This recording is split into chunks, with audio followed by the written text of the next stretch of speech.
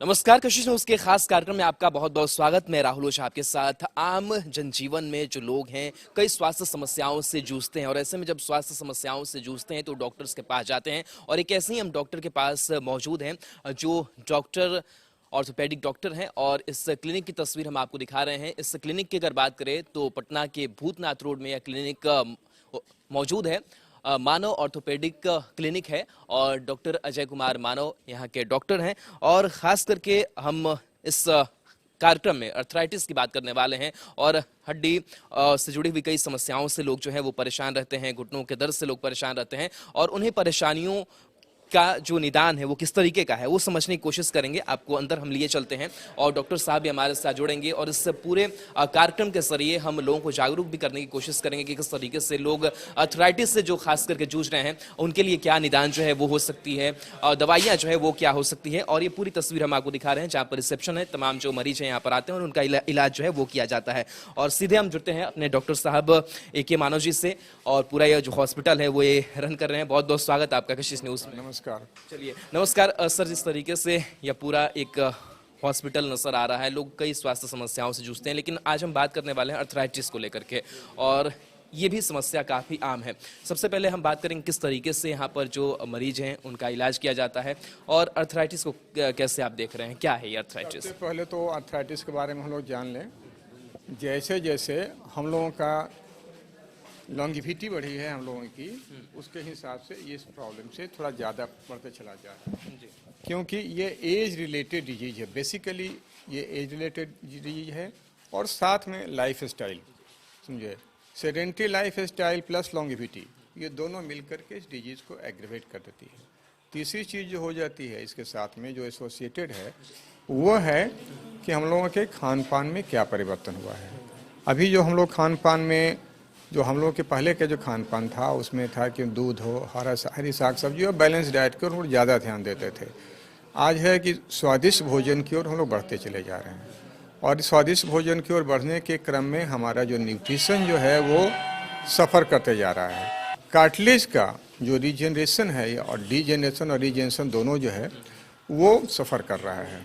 सबसे पहले है, अगर मान लीजिए देखिए हम लोग का पहले क्या था कि जब हम लोग काम करते थे तो यूजुअली हम लोग का मूवमेंट खेत गृहस्थी में जहाँ भी होता रहता था। अभी क्या होता है कि सेडेंटरी लाइफ स्टाइल में बैठ करके हम लोग ज़्यादातर काम कर रहे हैं। प्लस दूसरी चीज़ हो रही है कि जब बैठ करके बहुत देर तक काम करते हैं तो हम लोग कार्टिलेज का जो न्यूट्रिशन है वो साइनोवियल फ्लूइड के थ्रू आता है और ये जो साइनोवियल फ्लूइड जो है वो जॉइंट में बहुत कम मात्रा में होता है। इसका जो एब्जॉर्प्शन और एक्सक्रीशन दोनों जो कार्टिलेज से जो होता है ये मूवमेंट पर डिपेंड करता है। जैसे हम मूवमेंट करते हैं वैसे ही ये कार्टिलेज से स्क्वीज होकर के ये फ्लूइड जॉइंट में आ जाता है और जैसे ही वहाँ से प्रेशर हटता है वो फिर आकर के उसमें एब्जॉर्ब हो जाता है और ये इस तरह से न्यूट्रिशन चलते रहता है। लेकिन अगर किसी भी जॉइंट को एक ही पोस्चर में ज़्यादा समय तक छोड़ दिया जाए तो ये इसका न्यूट्रिशन सफ़र करता है। और एज के साथ जैसे हम किसी चीज़ को लेकर चलें कि अगर कोई प्रक्रिया 70-80 के बाद होनी चाहिए थी, वो जो है धीरे धीरे न्यूट्रिशन सफ़र होने के कारण कार्टिलेज का फ्रेइंग होने लगता है और ये 2-3 स्टेज में ये डिजीज होता है जिसको हम लोग ऑस्टियोआर्थराइटिस कहते हैं। ये डिजीज एक्चुअली 3 स्टेज में होता है। अर्ली स्टेज जो होता है जिसमें कि कार्टिलेज का फ्रेइंग होता है, केवल उसमें आपको दिखाई देगा कि लाइनिंग आना शुरू हो गया। दूसरा होता है कि जब उसके सुपरफिशियल लेयर घिसना शुरू हो जाता है।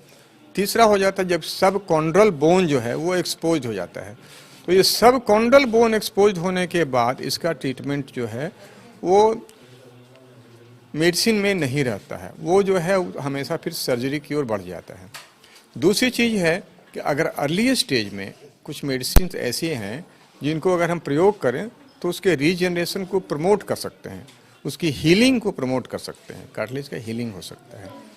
तीसरी चीज़ हम लोग देखते हैं कि अगर ट्रॉमा वगैरह के बाद में कोई जॉइंट सरफेस अनइवन हो जाता है जो कि आजकल कॉमन हो गया है, शायद ही ऐसा कोई परिवार होगा जिसमें कि कोई ना कोई आदमी नी जॉइंट के ट्रॉमा से सफ़र नहीं करता हो। अब वो चाहे फीमोरल साइड का हो या आपको टिबियल साइड का हो, लेकिन ये ट्रॉमा बहुत ही कॉमन है।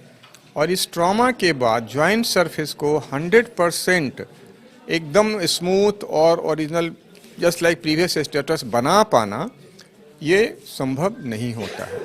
अक्सर, मैं ये नहीं कहता कि कभी नहीं होता है, हमारा आइडियल है वो कि हम वहाँ पर इसको नॉर्मल प्री ट्रॉमा स्टेटस पर ले आएं, लेकिन वहाँ तक पहुँचना संभव नहीं हो पाता है। जब ये अनइवन सरफेस जब हो जाते हैं तो ये डिस्ट्रीब्यूशन ऑफ वेट जो है, जो जॉइंट सरफेस के ऊपर से होता है, वो अनइवन हो जाता है। और अनइवन होने के बाद कहीं पर ज़्यादा स्ट्रेस पड़ता है, कहीं बिल्कुल नहीं पड़ता है।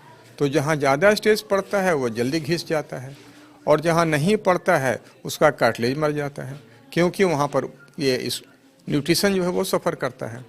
तो इस प्रकार से हमारे लाइफ स्टाइल एंड प्लस ये न्यूट्रिशन, ये दोनों को लेकर के हमारा कार्टिलेज सफ़र करता रहता है। चलिए, बिल्कुल। तो अर्थराइटिस के बारे में थोड़ी शुरुआती जानकारी हमने ली, और साथ ही साथ हम चाहेंगे कि जो हॉस्पिटल या जो ऑर्थोपेडिक क्लिनिक चल रहा है, कब से चला रहे हैं आप, और किस तरीके से लोग यहाँ पर पहुँचते हैं और कैसे वो सेवाएं दी जा रही हैं यहाँ पे? हमारा ये क्लिनिक 21 जून 2003 से यहाँ पर 2004 से यहाँ पर काम कर रहा है। इसके पहले हम लोग बगल की बिल्डिंग में थे, जहाँ हमने 21 जून 1991 को शुरू किया था। उसके पहले हम नाला रोड में थे, जहाँ पर कि हमारा क्लिनिक हमने पास करने के बाद, यहाँ से MS की डिग्री प्राप्त करने के बाद पटना मेडिकल कॉलेज से, पटना से हमने ये क्लिनिक शुरू किया था। और शुरू किया था तो हमारा पहला एम था कि हम मैक्सिमम लोगों को कैसे लाभान्वित कर सकते हैं। दूसरी चीज़ हो जाती है कि हम जो सुविधा दे रहे हैं उसका लाभ मैक्सिमम लोगों तक पहुंच सके, क्योंकि प्रचार का सबसे सशक्त माध्यम वही है। अदरवाइज लोग आते हैं और चले जाते हैं आंधी तूफान की तरह। लेकिन हम लोग का एक प्रयास है कि हाँ, मैक्सिमम लोग जो लाभान्वित हो रहे हैं उनके द्वारा ही दूसरे लोगों को खबर किया जा सके। तो सबसे पहले तो हम लोग कोशिश करते हैं कि उन लोगों को जागृत करने की, उसमें हम लोग जागृत करने की कोशिश कर रहे हैं कि भाई पहले आप कैसे रहिए तो आपका ये ठीक रहेगा, नहीं होगा, प्रिवेंट कर सकते हैं, क्योंकि prevention is always better than cure. तो अभी जब हम हमारा प्रिस्क्रिप्शन आप देखिएगा तो कभी भी यह प्रिस्क्रिप्शन के या तो शुरू में या अंत में 3 बातें लिखी होंगी। कंट्रोल योर वेट, वजन कम कर सकें, क्योंकि ओबेसिटी इसका सबसे बड़ा कंट्रीब्यूटरी फैक्टर है। दूसरी चीज़ रहती है आधा किलो दूध और आधा घंटा धूप। आपके देश में धूप एबंडेंट में है, लेकिन अक्सर लोग उससे वंचित रहते हैं। एक तो होता है कि कपड़े पहनने का भी स्टाइल अलग हो गया है, और दूसरी चीज़ हो जाती है कि लोग इसके महत्व को समझ नहीं पाते हैं कि विटामिन डी शरीर खुद बनाता है, सिंथेसाइज करता है, रॉ मटेरियल उसके पास होता है, लेकिन ये जो सनलाइट है ये कैटलिस्ट का काम करता है, और इसके बगैर वो विटामिन डी नहीं बना सकता है। तो अगर विटामिन डी और मिल्क के द्वारा जो प्रोटीन मिलता है ये दोनों रहें तो ये हमारे बोन हेल्थ को इम्प्रूव करता है और ऑस्टियोपोरोसिस को प्रिवेंट करता है, उसको डिले करता है। हम लोग किसी डिजीज़ को एकदम ख़त्म नहीं कर सकते हैं, लेकिन हम इस प्रोसेस को डिले कर सकते हैं। जैसे अगर मेरी लॉन्गेविटी बढ़ी है तो उसी के हिसाब से अगर इस प्रोसेस को भी हम डिले कर दें तो पेशेंट, ये लोग जो हैं वो स्वस्थ रहेंगे और अच्छे रहेंगे। इस सर बातचीत का दौर चलता रहेगा। डॉक्टर नीलम मानव जी भी हमारे साथ है और उनसे भी बात करते हैं। मैम, आप भी साथ साथ सेवा दे रही हैं, इतने पेशेंट का आप ख्याल रख रही हैं, कैसा लगता है और किस तरीके से सेवा इन सारे पेशेंट की? इन सारे पेशेंट्स की खान पान और वेट कंट्रोल, क्योंकि अभी हम लोग के यहाँ मेन यही सब प्रॉब्लम ज़्यादा चल रहा है कि न्यूट्रिशन लोगों का सफ़र करता है, फास्ट फूड लोग ज़्यादा खाना पसंद कर रहे हैं, तो उससे उन लोगों का झुकाव नेचुरल फूड डाइट्स जो कि चीप भी हो, समय के अनुसार आसानी से मिल सके और वो अपने स्वास्थ्य को बना सके, और हेल्थ और एक्सरसाइज और परिवार नियोजन को लेके चलता है कि अगर छोटा परिवार रहेगा तो स्वस्थ परिवार रहेगा और बच्चों की देखरेख भी अच्छे से हो पाएगी। इसी से संबंधित परिवार नियोजन को लेकर संबंधित होता है। बिल्कुल। तो हम पेशेंट की अगर बात करते हैं तो जन जागरूक वो कितने हो सके अपनी बीमारियों को लेकर के, उनके निदान को लेकर के, खान पान, जीवन शैली, तमाम चीज़ों को लेकर के, एक जो मेडिकल एडवाइस है उसके अलावा जन जागरण के लिए आप क्या करते हैं? सबसे पहला सवाल तो ये होता है कि हम पेशेंट से पूछ लेते हैं कि आप ठीक होना चाहते हैं। इसका अक्सर जवाब वो हंस कर देते हैं, जी हम आए काहे के लिए हैं। हम बोले कि अगर आप ठीक होना चाहते हैं तो पहले ये जान लीजिए कि हम आपको ठीक नहीं कर सकते हैं, ठीक आपको होना होगा, और उसके लिए आपको जो हम बताते हैं वो करना पड़ेगा। सुबह में पहला सवाल मेरा होता है, नाश्ता करते हैं? तो जी करे हम कै बजे? तो जी 11-12 बजे। हम कहते हमने आपका इलाज नहीं करेंगे, समझे। आगे से हमारे पास अगर हमारी एक बात मानते हैं तो आइएगा, नहीं तो हम ही हाथ जोड़ देंगे, नहीं आइएगा। और इतना कहने के बाद 90% पेशेंट्स को ये एहसास हो जाता है कि जो बातें कही जा रही हैं वो मेरे लिए कही जा रही हैं, और तब वो उसको फॉलो करने की भी कोशिश करते हैं। उसमें होता है कि भैया 9 बजे नाश्ता कर लेना, नाश्ता अच्छे से करना, you should have breakfast like a king and lunch like a gentleman and dinner like a pauper. तो ये बातें जो हम लोग कहते हैं कि भैया तुम जैसे ये सुबह का नाश्ता अच्छे से कर लो ताकि तुमको दिन भर की शक्ति मिल सके, न्यूट्रिशन तुम्हारा मिल सके। दिन का खाना भी 1 से 2 के बीच में कर लो, और रात का खाना कोशिश करो कि 8 से 9 के बीच में कर लो। सोने के 2 घंटा पहले तुम्हारा खाना ख़त्म हो जाना चाहिए। दूसरी चीज़ होती है कि खाने के तुरंत बाद सोना नहीं। अगर ये खाने के तुरंत बाद सोना करेंगे तो जो कमाया आपने अगर सब बैंक में जमा कर दें तो बैंक बैलेंस बढ़ जाएगा। मतलब है कि अगर आप ओबेसिटी से बचना चाहते हैं तो आपको लाइफ स्टाइल में ये चेंज लाना पड़ेगा। सुबह में भी अगर आधा घंटा 45 मिनट आप वॉक कर सकें, ब्रिस्क वॉकिंग कर सकें, और रात में खाना खाने के बाद 10 मिनट अगर आप वॉक कर सकते हैं तो आपका स्वास्थ्य ठीक रहेगा, आपका पाचन ठीक रहेगा और आप स्वस्थ रहेंगे। इससे ओवरऑल आपके न्यूट्रिशन में जब ये सहायता मिलेगी तो आप जो है ठीक रहेंगे। चलिए बिल्कुल। तो डॉक्टर साहब ने कई महत्वपूर्ण जानकारियां इन पेशेंट के लिए भी दी, और पेशेंट तमाम सुन भी रहे हैं और कहीं ना कहीं उससे जागरूक भी होंगे, और उनको समझ में भी आएगी किस तरीके से हम अपने लाइफ स्टाइल को रख सकते हैं ताकि हम स्वस्थ रह सके, ठीक रह सके। तो लोगों की जीवन में काफ़ी भागदौड़ है, काफ़ी कह सकते हैं कि जीवन शैली हमारी अस्त व्यस्त रहती है, और ऐसे में कई बीमारियों से हम ग्रसित हो जाते हैं, और उन्हीं एक बीमारी आर्थराइटिस की हम बात कर रहे हैं, और लगातार डॉक्टर साहब हमारे साथ जुड़े हुए भी हैं, और उनसे और भी आगे जो बातचीत है वो हम जारी रखेंगे कि किस तरीके से पूरी जो ट्रीटमेंट हो वो यहाँ पर की जाती है, और डॉक्टर साहब यहाँ पर मौजूद रहते हैं, और जो भी पेशेंट आते हैं उनका जो इलाज है वो किया जाता है। डॉक्टर साहब से बात का जो सिलसिला है वो आगे हम बढ़ाएंगे। और डॉक्टर साहब, इस आर्थराइटिस बीमारी की अगर बात करें तो शुरुआत इसकी कहाँ से हो जाती है? क्या शरीर में कमी ज़्यादा जो है वो हो जाती है? क्या ये जेनेटिक भी होता है कि चलिए चला आ रहा है तो फिर और किसी पीढ़ी में हो गई? आर्थराइटिस जेनेटिक नहीं होता है। इसके एक वेराइटी जो है प्राइमरी ऑस्टियोआर्थराइटिस, ये अक्सर जेनेटिक होती है, जिसमें कि हैंड्स का खास कर DIP जॉइंट्स का इन्वॉल्वमेंट ज़्यादा होता है। अदरवाइज ये बीमारी जो है वो डिजेनरेटिव कंडीशन है, और इसमें एक नेचुरल प्रोसेस है। ये एग्रेवेट हो सकता है, स्लो डाउन हो सकता है, लेकिन ऐसा नहीं है कि ये नहीं होगा। ये प्रोसेस है और ये ज़रूर होगा, सबको होगा, कम या ज़्यादा डिपेंड करता है कुछ फैक्टर्स पर।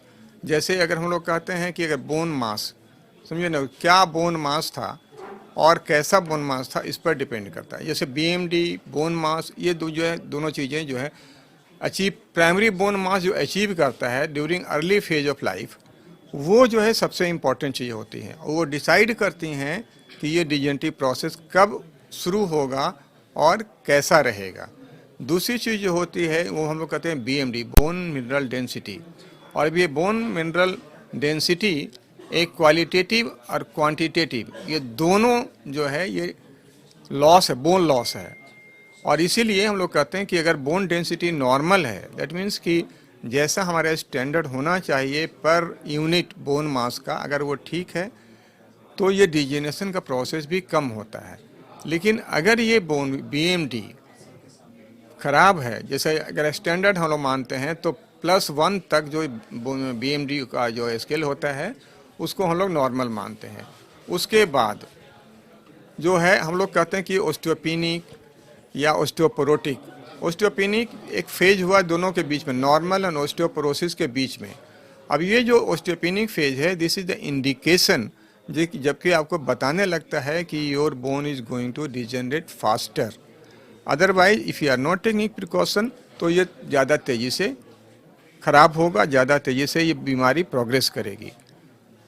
अगर आप इसको समय पर देख रेख करते हैं, जैसे इसके लिए दोनों चीज़ें लेनी पड़ेंगी। एक तो है कि आपको ये विटामिन डी की मात्रा जो है शरीर में वो ठीक हो। जैसे नॉर्मल अगर हम लोग कहते हैं तो नॉर्मली हम लोगों को 30 इंटरनेशनल यूनिट से ऊपर रहना चाहिए ये विटामिन डी के।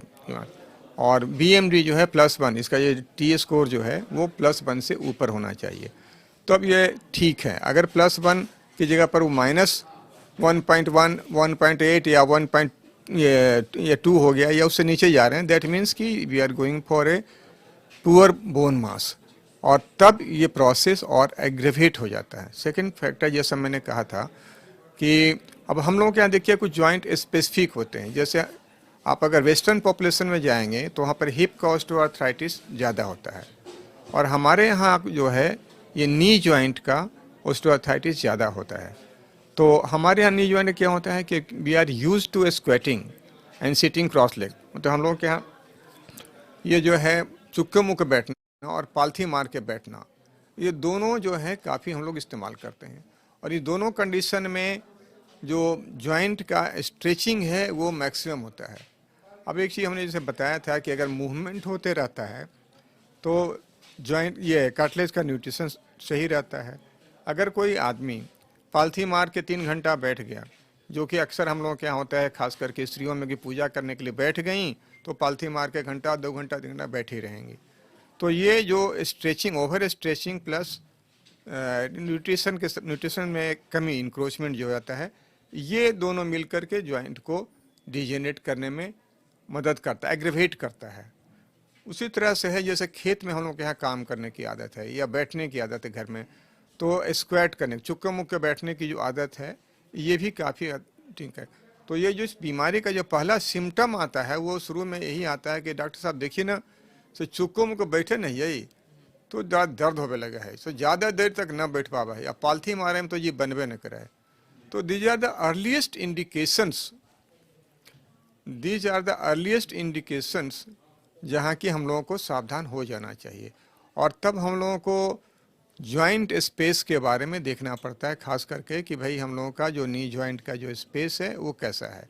और इसके लिए स्टैंडिंग पोजीशन में, वेट बियरिंग पोजीशन में एक्सरे लेना जो है वो सही होता है। ये हम लोगों को सही ढंग से बताता है कि एक्चुअली जो जॉइंट स्पेस है वो किधर कितना है।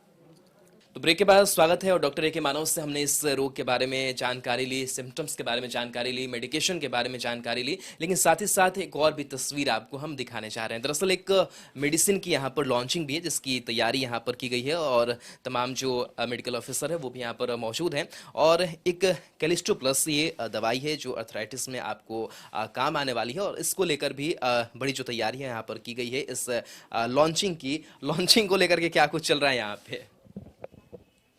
एक्चुअली मानव सर और नीलम मानव दोनों हम लोग मेरे एज वेल प्रोफेशनल कैरियर में they both are the milestone because they have given a lots of support to me. तो सबसे पहले मैंने इस ब्रांड को जब लॉन्च करने का प्लान आया तो मैंने सबसे पहले दोनों आदमी के पास प्लान किया कि मैं यहीं पे लॉन्च करूंगा, because they are the god for me in the pharma field. चलिए बिल्कुल, तो कैलिस्टो की लॉन्चिंग और इसकी तस्वीर आपको दिखा रहे हैं कि जो केक कटिंग के साथ इस दवाई ऋषि जी जो हैं शुरू से ही हम लोग के साथ अटैच्ड रहे हैं। ये इसका सबसे बड़ा कारण हो गया कि पास पड़ोस में रहने, पड़ोसी होने का जो है उन्होंने पहला जिसकी परिचय दिया।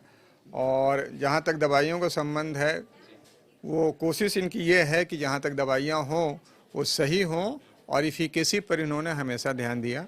कैलिस्टो प्लस की अगर हम बात करें तो इसके कॉम्बिनेशन की कुछ बात की जाए, डोजेस की बात कर जाए, तो किस तरीके से जो दवाई है वो इन बीमारियों में काफ़ी कारगर साबित हो सकती है? किस तरीके से इस खास करके कैलिस्टो प्लस को देखते हैं? एक्चुअली ये जो दवाइयाँ हैं असल इस ग्रुप की और भी दवाइयाँ मार्केट में अवेलेबल हैं, लेकिन जहाँ तक कम्बिनेशन का फ़र्क होता है हर में कुछ ना कुछ फ़र्क हो जाता है। तो जैसे इन्होंने जो ये कम्बिनेशन लॉन्च किया है, ये एक एलोपैथिक एंड आयुर्वेदिक का एक मिला जुला कम्बिनेशन है, और ये कम्बिनेशन बेसिकली कार्टिलेज न्यूट्रिशन और उसके रीजनरेशन पर फोकस्ड है। इफिकेसी टाइम बिल से, बट वी होप कि यहाँ जो कम्बिनेशन दिया गया है उससे कार्टिलेज को ये रीजनरेट करने में फ़ायदा होगा। जहाँ तक और दवाइयों का संबंध है तो सिर्फ ये एक दवा देने से नहीं होता। इनिशियल फेज में हम लोगों को इसके साथ एनाल्जेसिक जो सेफ़ हो, सेफ़ एनाल्जेसिक भी देना पड़ता है। और जब सेफ़ एनाल्जेसिक के साथ इसको देते हैं तो चूँकि ये दवा थोड़े लंबे समय के लिए देनी पड़ती है, ऐसा नहीं है कि इसको हम आज दें और कल से इसका इफ़ेक्ट पता लगेगा। लेकिन हाँ, ये ज़रूर है कि ये जब तक अपना काम करेगी तब तक इसको सपोर्ट हम लोग कर दें एनाल्जेसिक से, और वो एनाल्जेसिक पे जा कर के हम लोग धीरे धीरे रिप्लेस कर लेते हैं।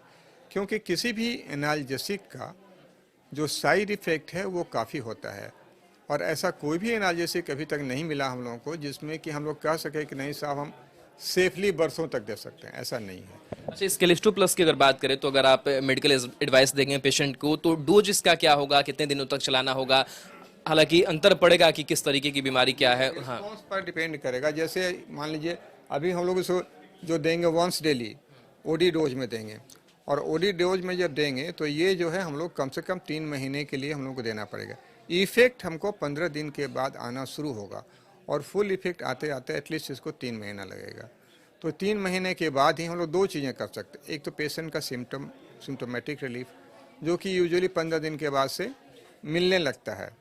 अब वो चाहे उसको मानसिक हो या एक्चुअल हो, लेकिन ये 15 दिन के बाद पेशेंट से जी पहले से कुछ अच्छा लगा है, समझिए ना। उसके बाद इसका दूसरा तरीका है कि हम लोग कार्टिलेज थिकनेस, जॉइंट स्पेस का मेजरमेंट कर करके इसको हम लोग एक्चुअल वे में मेजर कर सकते हैं। उसका दूसरा और भी स्पेसिफिक तरीका MRI वगैरह से हम लोग मेजर कर सकते हैं कि what was the cartilage thickness at the starting of the drug and after 15 days, 1 month, 3 months. So इस तरह से इसको हम लोग ये कर सकते हैं। ये दवा जो है आम आदमी के लिए हमारा एक ही रिक्वेस्ट होता है कि दवा ऐसा दीजिए जो कि अफोर्डेबल हो। तो सबसे इम्पॉर्टेंट चीज़ होता है कि अगर अफोर्डेबल नहीं होता है तो पेशेंट उसको लंबे समय तक कंटिन्यू नहीं कर सकता है। कहीं कोई भी ऐसा आदमी नहीं आता है अक्सर जो कि कहे कि नहीं हम 3 महीने के लिए एक बार ले लेंगे, नहीं होता है। तो 15 दिन 20 दिन के बाद अगर कुछ फ़ायदा शुरू हो गया तो फिर वो कंटिन्यू करता है, अगर नहीं फ़ायदा हुआ तो फिर वो उसको कहता है जी डॉक्टर साहब एड़ा से तो कुछ पूरा फायदा न जी हो रहा है। हमको ठीक है, देखते हैं फिर ठीक कर करके। चलिए बिल्कुल सर, तो सर ने बहुत सारी जो जानकारियां हैं अर्थराइटिस को लेकर के और तमाम जो बोन से संबंधित जो बीमारियां हैं उसको लेकर के जानकारी उन्होंने दी, और साथ ही साथ इस केलिस्टो प्लस की जो लॉन्चिंग है वो भी हुई है और इसका क्या डोज होगा और इसकी भी जानकारियां सर ने साझा की है। तो बहुत बहुत तो शुक्रिया सर, अच्छा लगा आपसे बातचीत करके, और शायद कहीं ना कहीं हमारे जो दर्शक हैं जिनको कई परेशानियों से जूझ रहे हैं उनको भी इस कार्यक्रम का फायदा जो है वो जरूर पहुंचेगा, और खास करके लोग जागरूक भी होंगे कि हमें डॉक्टर के पास पहुंचने से पहले हमें क्या क्या करना होगा ताकि हम इन बीमारियों से बच भी सके, और अगर हमें बीमारियां पकड़ चुकी है तो कैसे हम डॉक्टर की सलाह से अपने आप को जल्द से जल्द स्वस्थ कर सके। तो बहरहाल इस खास कार्यक्रम में हमारे साथ फिलहाल इतना ही, और तमाम कार्यक्रम और खास पेशकश आपके लिए कशिश न्यूज़ लाता रहेगा। फिलहाल के लिए इतना ही, नमस्कार।